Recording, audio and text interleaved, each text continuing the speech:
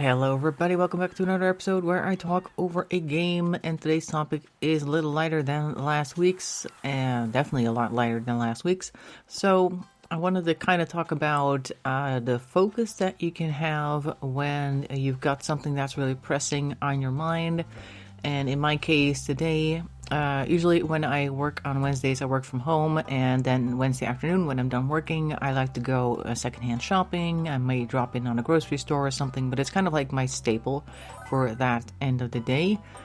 And the first thing that happened was that the dog wanted an extra walk, so that was already like, okay, that's half an hour that I cannot go to the secondhand store. Now, I don't mind if she wants to go for a walk, obviously.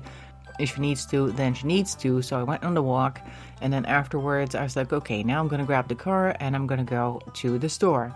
I go outside, and the car looks like one or two geese has used it as a emergency bathroom break location, because the entire front of the car was just covered in these huge bird poops, and it was really actually bird poop. I had to check that because I think last year it also happened to my previous car that it was covered in these white spots that initially looked kind of like bird poop, but actually was some type of white calcium-based paint that somebody had thrown over the car. And I've seen this happen a few times in the neighborhood, so apparently we have a prankster on our hands who thinks that messing with other people's property is so fun.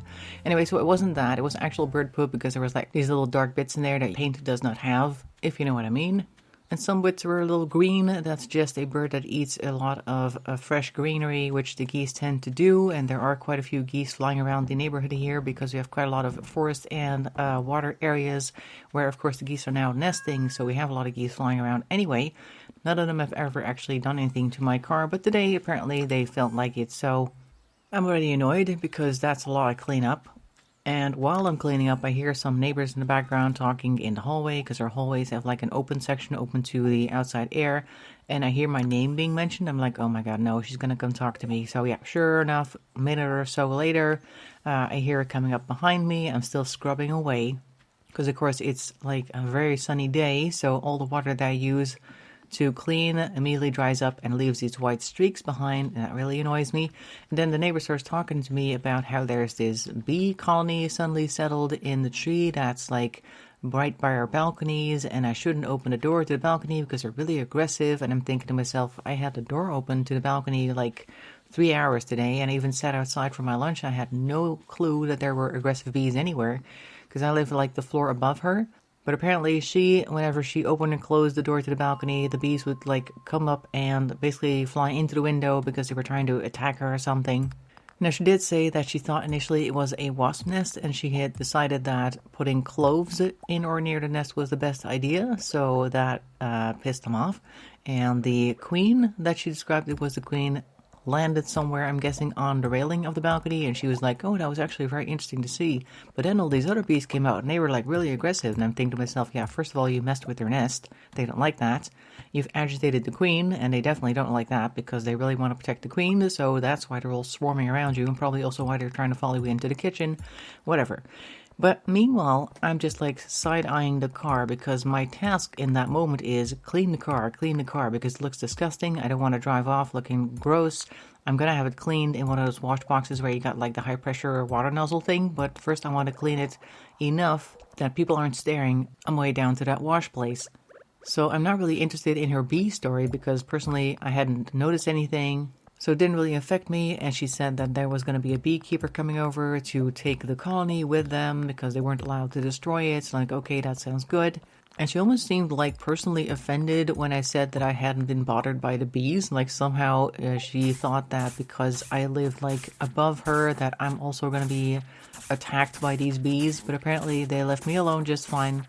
And I'm pretty sure if I open the door now to the balcony, they're going to leave me alone still, because I'm not the one putting cloves in their nest. But okay, so that's that then. But I'm looking at the car like I have a job to do, and she's just yapping on about these bees, and I'm thinking to myself, how much more are you going to tell me about these bees? I know they're there, I know they're aggressive towards you, it doesn't bother me, they're going to pick it up, okay, job done. goodbye. But then, of course, I can't actually say that because I'm trying to be like a respectful citizen or whatever, and not tell her that, hey, actually, look, you notice that my car looks disgusting. I would really rather be polishing up this car rather than talking to you about bees that aren't bothering me, which I already told you. But of course, I can't do that. So then I just kind of stand there and fume internally until she finally decides that she's said enough and it's time for her to go away. And then I can finally go back to cleaning the car. And I'm pretty sure I came across as being kind of like short and a bit rude. But in my mind, all I can think about is how disgusting the car looks now that the water is kind of evaporated and all these white streaks are visible on the hood because all the stuff that I thought I had polished off is now dried up and you can see all the residue. And I'm like, okay, I need to go back over that with the thing. I've got this spray ball. I've got this thing for cleaning windows, actually.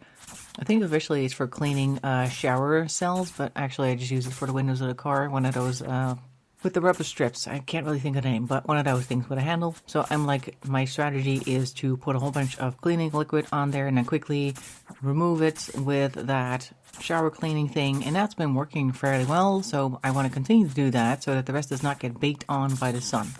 Of course, I'm not telling her that because I've learned to not necessarily tell people exactly what's going on in my head because most people don't get that, or they misunderstand what I'm trying to say. So there's always this little battle going on when somebody interrupts me while I'm doing something.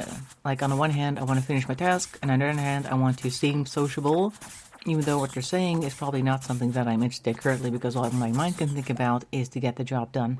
So after she finally left, I managed to get the car looking somewhat presentable, and then I had to drive over to the wash box, and I'm already annoyed, and then there's this guy. There's like 3 wash boxes in a row, so you can go into 1, 2, or 3, and you have to wait if there's like a bunch of people there, obviously. And there was this guy who was part of the original 3 that were already in a wash box when I arrived. There were 2 cars waiting in front of me, so I get in line. The 2 cars on the left eventually clean up and go. Then the 2 cars in front of me take their place. And the one that was there left from the original 3 was taking this sponge and dipping it in the water that the brush sat in. Like you got one hose for like a high pressure nozzle and you got one with a brush on the end. Now the brush is always disgusting, but apparently there's like a collection of water in the container where it normally sits. That water is for sure not clean, but he kept dipping the sponge in and then really slowly cleaning the hubcaps and trying all the little details around the window. And I'm like, oh my God, are you really gonna stand there for another half an hour to use a disgusting sponge on your car when people are waiting to clean theirs? And I think ultimately somebody from the actual like gas station that's connected to the wash boxes did tell him to go stand somewhere else, because while I had taken the spot of some of the other 2, like seriously, one of the 2 people that was waiting in front of me was done before him. I had taken their spot. So I was cleaning my car, and when it was time for me to go, I looked behind me, and he had actually parked like a little further away from the wash boxes, but he was still going back and forth with that sponge. Like he was not done. He was sponging like crazy and not in a hurry or anything. It's like an old dude who apparently didn't have anywhere else to go that day, so he just took his sweet time sponging whatever detail he felt on that car. So while I'm still in my I gotta wash his car mode, I get super annoyed by details like that. Like I know that the water is dirty, but I keep seeing him stick his hand down there and then I get annoyed. I want to go over there and say, hey, that water's really disgusting. What are you doing? Are you sure you want to do it here? If you're not using the nozzle, please go somewhere else. Obviously, I'm trying to be nice, so I'm not going to say that. So I just kind of sit there and silently fume some more in my car until finally one of the other 2 finishes up with their car, and of course they're the one in the wash box that is the furthest away from where I'm parked in the most awkward angle, so I have to kind of like turn my car a little bit and like awkwardly stare into it while I see another car behind me who also wants to use a wash box apparently, and probably thought maybe I was waiting for something else. So then I have this whole thing where I'm trying to assert my dominance, if you want to call it that, at the wash box row to try and get my rightful spots to clean my car and hopefully not seem like an asshole. But I think it worked out all right because nobody got out to yell at me, so that was fine. And I finally got all the crap literally cleaned off the car. So after that, still a little bit annoyed that it wasted even more time in my afternoon. I didn't actually go secondhand shopping, so I just kind of canceled my plans there and just went to the grocery store instead. But yeah, task focus is really annoying when other people get in the way, and I think that's basically the gist of the story. So I'd also like to hear other stories of yours where something similar happened to you. In the meantime, I hope you're having a lovely day. Thanks for watching and listening, and bye-bye for now.